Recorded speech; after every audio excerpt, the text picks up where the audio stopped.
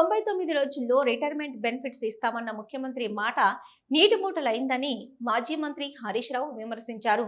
సిద్దిపేట జిల్లా కేంద్రంలో ఉపాధ్యాయురాలు వజ్రమ్మ పదవి విరమణ సత్కార కార్యక్రమంలో మాజీ మంత్రి BRS deputy floor leader Harish Rao పాల్గొన్నారు.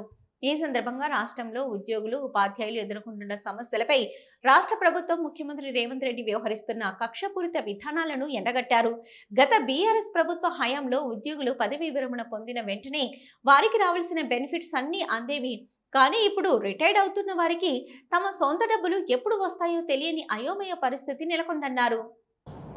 ఏది ఏమైనా నేను చాలా సంవత్సరాలుగా నాకు సిద్ధారెడ్డి సార్తో చాలా అనుబంధం ఉండేది.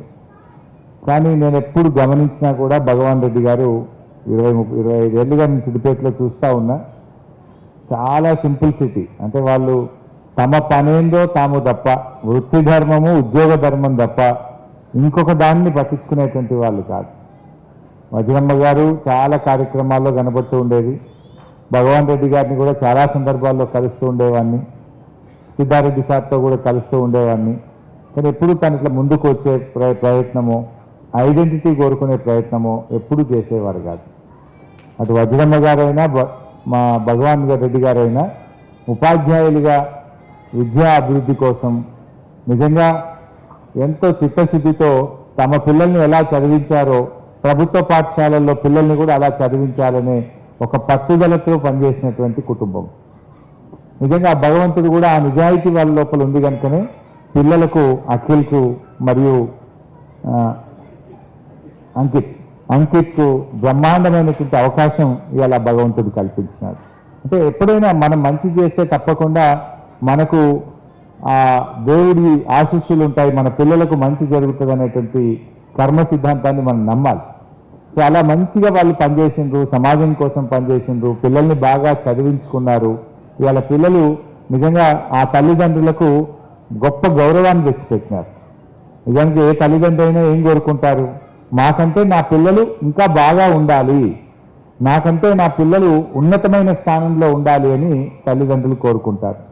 అంతకు మించిన ఆనందం, అంతకు మించిన సంతోషం తల్లిదండ్రులకు ఇంకేం ఉండదు.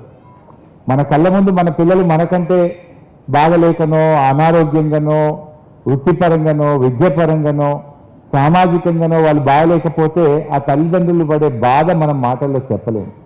కానీ అదే తల్లిదండ్రులు నాకంటే నా పిల్లలు గొప్పవాళ్ళు ఏంటంటే ఆ మనసులో కలిగే ఆనందం, వాళ్ళు పొందే ఆ ఉప్పంగం ఏదైతే ఉందో అది కూడా చాలా గొప్ప అనుభూతి.